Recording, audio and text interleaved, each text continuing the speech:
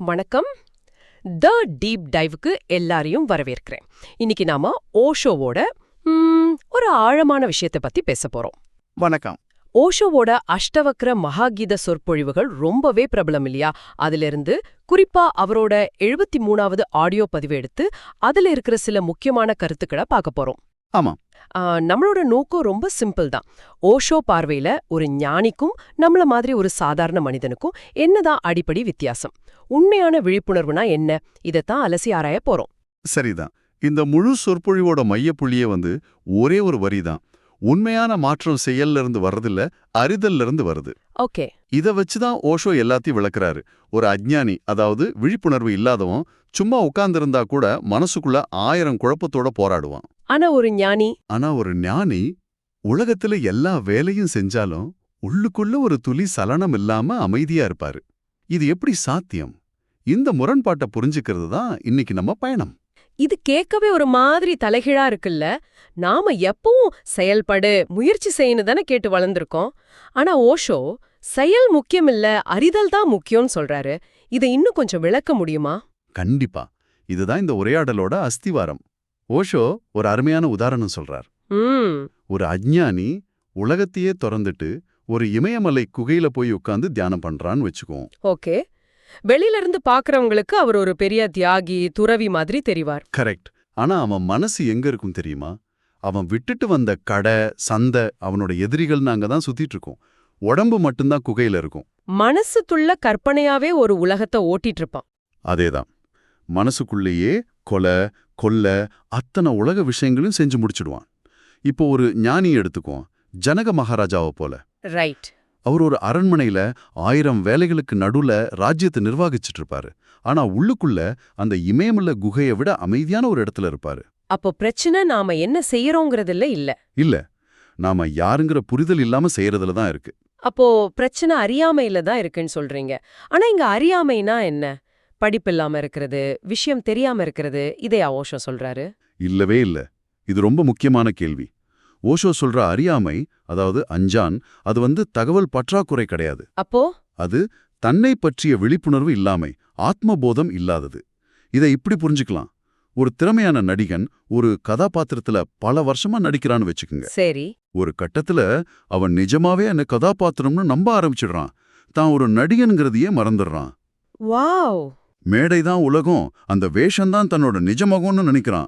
இந்த மறதிதான் அறியாமை. நாமளும் இந்த உலகத்துல பல பாத்திரங்கள்ல நடிக்கிறோம், ஆனா நாம யாருங்கிறத மறந்துட்டோம். இந்த நடிகர் உதாரணம் ரொம்ப தெளிவா புரிய வைக்குது. மனசு எப்படி இல்லாத விஷயங்களை வச்சு ஒரு நிஜமான உலகத்தை உருவாக்குதுங்கிறது ஆச்சரியமா இருக்கு. இதுக்கு ஓஷோ சொல்ற கதை இன்னும் சுவாரஸ்யமானது. 2 நண்பர்கள் சும்மா ஆத்தங்கரையில உட்காந்து பேசிட்டு இருக்காங்க. ஒருத்தன் சொல்றான், நான் நாளைக்கு ஒரு எரும மாடு வாங்க போறேன். உடனே அடுத்தவன் கோபமா, வாங்காத, நான் ஒரு தோட்டம் வாங்கலான் இருக்கேன். உன் எருமை என் தோட்டத்துக்குள்ள எல்லாத்தையும் நாசம் பண்ணிடும்னு சொல்றான். இல்லாத எருமக்காகவும் வாங்காத தோட்டத்துக்காகவும் சண்டையா? ஆமா. 2 பேரும் சண்டை போட்டு தலையை உடைச்சுக்கிறாங்க. ஓஷோ கேக்குறாரு, இது உங்களுக்கு சிரிப்பா இல்லையா? ஆனா நம்ம மனசு தினமும் இது தானே செய்யுதுன்னு. நிஜம்தான். இன்னும் நடக்காத ஒரு விஷயத்த பத்தி கவலைப்படுறது, அடுத்தவங்க நம்மள பத்தி என்ன நினைப்பாங்களோன்னு கற்பனை பண்ணி வருத்தப்படுறது, நம்மளோட பாதி பிரச்சனைகள் இந்த இல்லாத எரும மாதிரி தான். கரெக்ட். சரி, நம்ம மனசு இப்படி சின்ன சின்ன கற்பனைகளை உருவாக்குதுங்கிறது ஒரு பக்கம். ஆனா ஓஷோ இத அடுத்த கட்டத்துக்கு எடுத்துட்டு போறாரே, இந்த முழு உலகமுமே ஒரு கனவு மாதிரிதான்னு சொல்றாரே, அது எப்படி? ஆமா, அங்கதான் இந்த விவாதம் இன்னும் ஆழமாகுது. ஓஷோ சொல்றாரு, ஒரு கனவு உருவாக என்ன தேவை? பங்களா, காரு, பணமெல்லாம் தேவையா? இல்ல. வெறும் தூக்கம் மட்டும் போதும். தூக்கம் இருந்தா உங்க மனசே எல்லாத்தையும் உருவாக்கிடும். அதே போல இந்த உலக அனுபவம், அதாவது சம்சாரம், அது நீடிக்கிறதுக்கு நம்மளோட அறியாமைங்கிற ஒரு விதமான மயக்க நிலை மட்டும் போதும். மூர்ச்சை.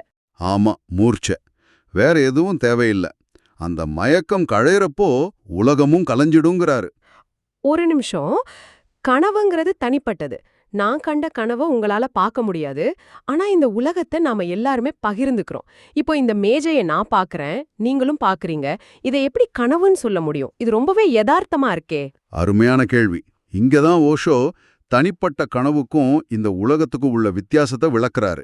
நம்மளோட ராத்திரி கனவுகள் தனிப்பட்ட மயக்க நிலையிலிருந்து வருது, இண்டிவிஜுவல் அன்கான்ஷியஸ். சரி. ஆனா இந்த உலகம் ஒரு கூட்டு மயக்க நிலையிலிருந்து உருவாகிற ஒரு கூட்டு கனவு என்கிறார். Collective dream. நாம எல்லாருமே சேர்ந்து இந்த கனவை கண்டுட்டு இருக்கோம். ஓ, அதனால தான் இது எல்லாருக்கும் பொதுவா யதார்த்தமா தெரியுது. கூட்டு கனவு. இது கேட்கவே ஒரு மாதிரி இருக்கு. இதுக்கு ஏதாவது உதாரணம் சொல்றாரா? நிச்சயம். இத விளக்க அவர் சொல்ற ஒரு கதை ரொம்ப சக்தி வாய்ந்தது. ஒரு இளம் சந்நியாசி தன் குரு கிட்ட போய், குருவே, உலகம்னா என்ன? எல்லாரும் மாயை கனவுன்னு சொல்றாங்களே, எனக்கு புரியலான்னு கேக்குறான். ம். குரு எதுவும் சொல்லாம, நீ போய் பிச்சை எடுத்துட்டு வான்னு சொல்லி அனுப்புறாரு. அந்த சீடனும் ஒரு வீட்டு வாசல்ல போய் நிக்கிறான். அங்கதான் ட்விஸ்ட். ஆமா. கதவை திறந்தது ஒரு பேரழகி. அவள பார்த்த மாத்திரத்துல அவன் பிச்சை கேட்க வந்ததையே மறந்துடுறான். சந்நியாசி வாழ்க்கையிலிருந்து நேரா குடும்ப வாழ்க்கைக்கு மாறிடுறான். அதேதான். அவ மேல காதல் வயப்பட்டு அவ அப்பா கிட்ட பேசி கல்யாணம் பண்ணிக்கிறான். அவனுக்கு 3 குழந்தைகள் பறக்குது. நல்லா வாழ்ந்துட்டு இருக்கான். ஓகே. ஒரு நாள் பயங்கரமான மழை. ஆத்துல வெள்ளம் வருது. வீடு வாசல் எல்லாத்தையும் வெள்ளம் அடிச்சுட்டு போகுது. அவன் கண் முன்னாடியே மனைவி குழந்தைகள் எல்லாரும் வெள்ளத்துல அடிச்சுட்டு போறாங்க. ஐயோ. அவனால யாரையும் காப்பாத்த முடியல. அவனும் ஒரு மரக்கட்டைய புடிச்சுக்கிட்டு கடைசியில மயக்கமா கரை ஒதுங்குறான். கண்ணு முழிச்சு பாக்குறான். அவன் தலைய மடியில வச்சு அவனோட குரு உட்கார்ந்திருக்காரு. வாவ். அவன் கதறி அழுறான். அப்ப குரு கேக்குறாரு, இப்ப புரிஞ்சுதா உலகம்னா என்னன்னு? பல வருஷங்களா அவன் வாழ்ந்த அந்த வாழ்க்கை அவன் கண்ணை மூடி திறக்கிற ஒரு நொடியில நடந்த ஒரு கனவு. இது ரொம்ப தீவிரமான ஒரு கதை. ஆனா இது ஒரு நீதி கதை மாதிரி தானே இருக்கு. நிஜத்துல இப்படி நடக்குமா? இந்த கூட்டு மயக்க நிலைக்கு ஏதாவது நிஜ வாழ்க்கை உதாரணம் இருக்கா? இருக்கு. ஓஷோ சொல்ற ஒரு அனுபவம் இது. ஒரு பிரபலமான கவிஞர் பல 100 கிலோமீட்டர் தள்ளி நடக்க போற ஒரு கவி மாநாட்டுக்காக பேருந்துல போயிட்டு இருக்காரு. சரி. திடீர்னு அவருக்கு மனசுக்குள்ள ஒரு உறுத்தல். உடனே வீட்டுக்கு போகணும்னு தோணுது. ஆனா எந்த காரணமும் இல்ல. காரணமே இல்லாமையா? காரணம் இல்லாம சரி மனப்பிரமேன்னு நினைச்சு பயணத்தை தொடர்றாரு. அன்னைக்கு ராத்திரி ஹோட்டல்ல தங்கியிருக்கும் போது நடுராத்திரியில யாரோ கதவை தட்டி அவரோட செல்ல பெயரான முன்னூன்னு கூப்பிடுற மாதிரி கேக்குது. ஓ. அந்த பேரை அவரோட அப்பா மட்டும்தான் கூப்பிடுவாரு. பதறி போய் கதவை திறந்து பார்த்தா யாரும் இல்ல. சில நிமிஷத்துல அவர் வீட்ல இருந்து போன் வருது. அவங்க அப்பாவுக்கு. அவரோட அப்பா 10 நிமிஷத்துக்கு முன்னாடி இறந்துட்டாருன்னு. ஆச்சரியமா இருக்கு. ஓஷோ சொல்றாரு, இதுதான் அந்த கூட்டு மயக்க நிலையோட ஆழமான இணைப்பு. நம்மளோட தனிப்பட்ட உணர்வுகள் நாம நினைக்கிற மாதிரி அவ்வளோ தனிப்பட்டது இல்ல. நாம எல்லாருமே கண்ணுக்கு தெரியாத ஒரு வலைப்பின்னல்ல இணைக்கப்பட்டிருக்கோம். சரி, ஒருத்தர் இந்த உண்மையை புரிஞ்சுக்கிறாரு, இந்த கூட்டு கனவுல விழிச்சுக்கிறாருன்னு வச்சுக்குவோம். அப்ப அவரோட வாழ்க்கை எப்படி இருக்கும்? அவர் உலகத்தை விட்டு ஓடிடுவாரா? இதுதான் மிக முக்கியமான பகுதி. அவர் ஓட மாட்டார். ஓஷோ சொல்றாரு, ஞானி சுகமாக அமர்கிறான், சுகமாக உறங்குகிறான், சுகமாக பேசுகிறான். சுகமாஸ்தே சுகம் ஷேத்தே. ஆமா, அவனோட ஒவ்வொரு அசைவிலையும் அந்த உள் அமைதி வெளிப்படும். புத்தரோட போதனைகள் அடங்கிய சூத்திரங்களை படிச்சா ஒவ்வொரு சூத்திரத்துக்கும் முன்னாடி ஒரு வரி இருக்கும். என்னது? புத்தர் அமைதியாக நடந்து வந்தார், ஒரு மரத்தடியில் சுகமாக அமர்ந்தார், அவரது சுவாசம் சீராக இருந்தது. ஓஷோ கேக்குறாரு, புத்தர் என்ன சொன்னாருங்கிறதுக்கு முன்னாடி அவர் எப்படி உக்காந்துருந்தாருன்னே ஏன் இவ்ளோ முக்கியத்துவம் கொடுக்கணும்னு. ஏன்னா அந்த நிலைதான் உண்மையான போதனை, வார்த்தைகள் இல்ல. கரெக்ட். அந்த நிலையை அடையறதுக்கு சுவாசத்துக்கும் மன அமைதிக்கும் தொடர்பு இருக்குன்னு சொல்றாரு. ஆமா, ஜென் தியானத்துல இதை பயன்படுத்துவாங்க இல்லையா? அதேதான். நம்ம மனசு அமைதியா இருந்தா சுவாசம் மென்மையா ஆழமா இருக்கும். மனசு கொந்தளிப்பா இருந்தா சுவாசம் வேகமா மேலோட்டமா இருக்கும். இத அப்படியே தலைகீழா பயன்படுத்தலாம். ஆமா, சுவாசத்தை நாம கட்டுப்படுத்தினா மனசு தானா கட்டுக்குள்ள வரும். ஒரு நிமிஷத்துக்கு சராசரியா 15-16 முறை சுவாசிக்கிறோம். அதையே 4-5 முறைன்னு குறைக்கும்போது எண்ணங்களோட எண்ணிக்கை தானாகவே குறைஞ்சிரும். இதுக்கு புத்தர் வாழ்க்கையில நடந்ததா ஒரு சம்பவம் சொல்வாரே. ஆமா, புத்தர் ஒரு பெரிய கூட்டத்துக்கு பிரசங்கம் பண்ணிட்டு இருக்காரு. அப்போ கூட்டத்துல ஒருத்தன் கவனமே இல்லாம தான் கால் கட்ட விரலா ஆட்டிட்டே இருக்கான். ஓகே. புத்தர் திடீர்னு பிரசங்கத்தை நிறுத்திட்டு அவனை பார்த்து கேக்குறாரு, அந்த விரல் ஏன் ஆடுதுன்னு. அவன் டக்குன்னு தன் விரல கவனிச்சதும் ஆட்டோ நின்னுடுச்சு. ஆஹா. புத்தர் கேட்டாரு, இப்ப ஏன் நின்னுடுச்சுன்னு. விழிப்புணர்வு இல்லாதப்போ நம்ம உள்மன கொந்தளிப்பு தான் உடம்புல இப்படி சின்ன சின்ன அசைவுகளா வெளிப்படுது. இது ரொம்பவே சரியா இருக்கு. நம்மளோட கால் கட்ட விரல் ஆட்டம் இப்ப என்ன? காரணமே இல்லாம போன் நோண்டுறது, மீட்டிங்ல எதையாவது கிறுக்கிட்டே இருக்கிறது. சரிதான். இதெல்லாம் நாம அமைதியா இல்லைங்கிறதோட வெளிப்பாடுதான். சரி, இப்போ துறவுங்கிற விஷயத்துக்கு வருவோம். ஒரு ஞானி பற்றற்று இருப்பாருன்னு சொல்றோம். ஆனா துறவு பத்தின நம்ம புரிதலே தப்பானதுன்னு ஓஷோ சொல்றாரே. மிகச் சரியா சொன்னீங்க. அஞ்ஞானியோட துறவு எப்படி இருக்கும்னா, அவன் எதை விடுறானோ அது மேலேயே தான் அவனோட முழு கவனமும் இருக்கும்.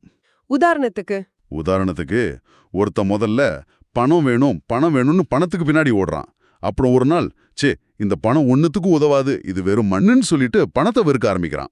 ஆனா 2 நிலைமையிலயும் அவன் வாழ்க்கையோட மையம் பணம்தான். அதேதான், ஒண்ணுல ஆசை, இன்னொன்னுல வெறுப்பு. இது உண்மையான துறவு இல்லைங்கிறாரு ஓஷோ. இது ஒரு முக்கியமான பார்வை. அப்போ உண்மையான துறவுன்னா என்ன? ஒருத்தன் கம்பெனில வேலை செய்றான், அவனுக்கு இலக்குகள் இருக்கு. அவன் எப்படி பணத்தை மண்ணு மாதிரி பார்க்க முடியும்? அப்படி பார்த்தா அது பொறுப்பில்லாம போயிடாதா? மிக மிக முக்கியமான கேள்வி. ஓஷோ பொறுப்பில்லாம இருக்க சொல்லல. அவர் சொல்றது நம்மளோட உள்மனநிலை பத்தி. நீங்க ஒரு இலக்கு நோக்கி வேலை செய்யலாம், ஆனா அந்த இலக்கோட வெற்றியும் தோல்வியும் உங்களோட சுயமதிப்பை தீர்மானிக்க கூடாது. சரி. பணம் ஒரு கருவி, ஒரு தேவை. ஆனா அது உங்களோட மன அமைதியோ குழப்பத்தையோ தீர்மானிக்கிற சக்தியா இருக்கக்கூடாது. புரியுது.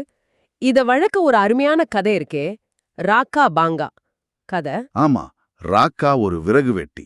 அவருக்கு பணத்து மேல பெரிய பட்டுதல் கிடையாது. ஒரு நாள் காட்டுல விறகு வெட்டிட்டு வரும்போது வழியில ஒரு பை நிறைய தங்க நாணயங்கள் கிடக்குது. ஓகே. அத பார்த்ததும் அவன் முதல்ல என்ன நினைக்கிறான்னா, ஐயையோ, என் மனைவி பாங்கா இத பார்த்தா அவன் மனசுல ஆசை வந்துடுமே நினைச்சு அந்த பைய மண்ல போட்டு மூட முயற்சி பண்றான். அப்போ பின்னாடி வந்தவன் மனைவி பாங்கா இத பார்த்து ஜோரா சிரிக்கிறா. எதுக்கு சிரிக்கிறா?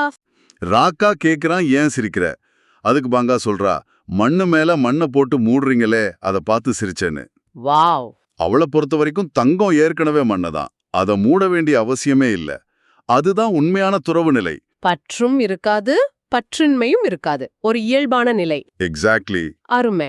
அப்போ இந்த முழு உரையாடலோட சாராம்சம் என்னன்னா, உண்மையான விடுதலைங்கிறது இந்த உலகத்தை விட்டோ நம்ம கடமைகளை விட்டோ ஓடுறதுல இல்ல, நம்ம மனசுக்குள்ள இருக்கிற அந்த மயக்க நிலையில இருந்து விழிச்சுக்கிறதுல தான் இருக்கு.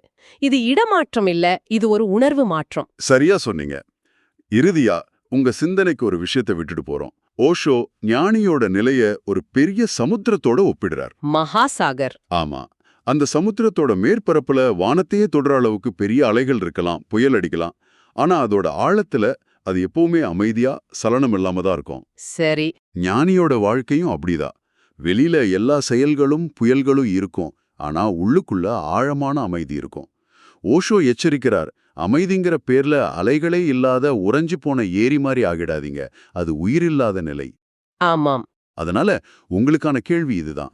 உங்க வாழ்க்கையில வர்ற அலைகளையும் குழப்பங்களையும் பிரச்சனைகளையும் வெறுமனே அப்சேலகம் சேஷ்டா பண்றதை விட்டுட்டு, அந்த எல்லா அலைகளுக்கும் நடுவுல உங்களுக்குள்ள இருக்கிற அந்த ஆழமான சமுத்திரத்தோட அமைதியை எப்படி உணர்ந்து கொள்ள முடியும்?